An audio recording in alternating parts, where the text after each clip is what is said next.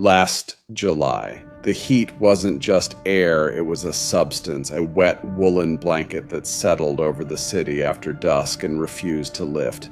It clung to your skin, filled your lungs with every breath. I was 18. First apartment, second floor, a box of independence that night felt less like freedom and more like a glass cage suspended in the dark. I was scrolling mindlessly. The blue light of my phone was the only island in the room's darkness. A silence so complete it had its own weight. Thirst, dry and persistent, finally pulled me from the couch. The kitchen was a black cube. The window over the sink was a sheet of obsidian. I flicked the switch on the kettle, the click absurdly loud. Then the waiting, just the low asthmatic hum of the refrigerator, and then the whistle, a shriek so sharp and sudden it felt like a needle in the eardrum. I flinched, my heart doing a hard, single thud against my ribs. I poured the water, steam blooming into the damp air. I set the mug on the windowsill to cool, the ceramic clicking against the laminate. Almost without thinking, I leaned in. My own breath fogged a tiny circle on the glass. I wiped it with the heel of my hand. The street below was deserted. A single old-fashioned street lamp buzzed, casting a jaundiced, yolk-yellow puddle of light on the cracked asphalt. It was a stage with no players. And then he walked into it, tall, not just tall elongated as if his shadow had been stretched and given form, bald scalp gleaming under the sickly light, a cheap white dress shirt untucked hanging from his gaunt frame. Dark, rust-brown stains bloomed around the collar like a grotesque flower. His trousers were too wide, from another decade, held up by a thick, worn leather belt. He moved wrong, not walking, but propelling himself. Each step was a deliberate mechanical piston motion, knees lifting too high, feet slapping down with a soft, wet sound I imagined I could hear through the glass. And he was whistling. A tune, simple, repetitive, a child's nursery rhyme, but the melody was corrupted. The notes were flat, sour, slithering through the heavy night air with a terrible, cheerful precision. It was the sound of a music box left in the rain, its mechanism rusting. He stopped, directly opposite my building, in the center of the light, and then, slowly, with a stiffness that crackled in my imagination, his head turned, not to look down the street, up at the windows, his gaze fixed first on a dark sleeping window on the first floor. He just stared. No expression, no blink. A statue with hollow eyes, studying nothing. My fingers tightened around the warm mug, the heat the only real thing in the room. A single icy bead of sweat traced a slow, deliberate path from the nape of my neck down my spine. You don't just look into dark windows like that, not at 2 a.m. I pulled back from the glass as if burned, gulping the tea.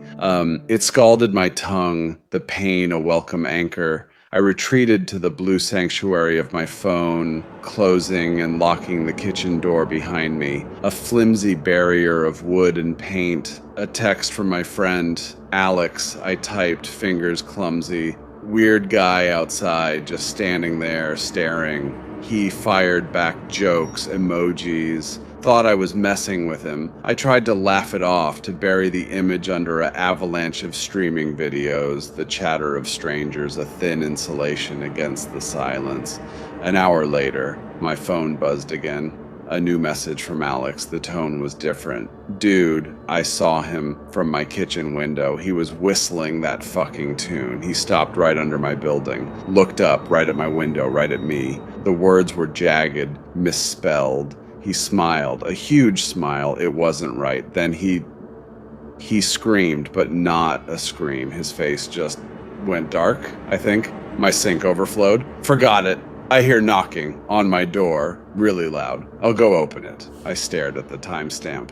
The message was sent 40 minutes ago. My mind spun weak excuses. A neighbor angry about water damage. He got distracted. He'll text back any second. He didn't. The next day, his status was a solid, permanent gray. Last seen 1:47 a.m. By midnight, the cold stone in my stomach had grown roots. Thirst, again, animal and demanding, drove me back to the kitchen. My fingers trembled as they touched the coarse fabric of the curtain. I drew it back an inch. He was there. The same stained white shirt, the same awful puppet-like gait, and the whistle, that same soulless, off-key nursery rhyme, carving its way up through the silence to my second-floor window.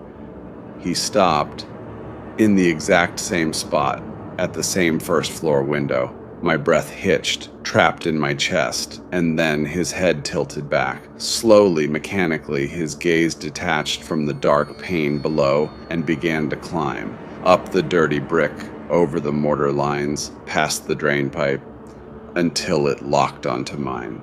Through the glass, through 20 feet of night air, his lips peeled back from gray gums. Not a smile, a grin, a wide, gloating, triumphant rictus that promised a shared secret, a terrible understanding. The water in my mouth turned to dust. Then his jaw dropped. It unhinged lower than biology should allow, stretching into a vast, black, ragged oval in the center of his face. And from that void came the sound. It wasn't a scream, it was a physical pressure, a silent roar given form, a wave of pure, distilled malice that vibrated the window pane in its frame, rattled the mug on the sill, and echoed in the very marrow of my bones. His features blurred, smearing and sagging like wax held to a flame, his entire head dissolving into a seething, man-shaped shadow. The glass slipped from my numb fingers. It hit the linoleum and exploded, a galaxy of shards at my feet. I ran. I didn't feel my legs move.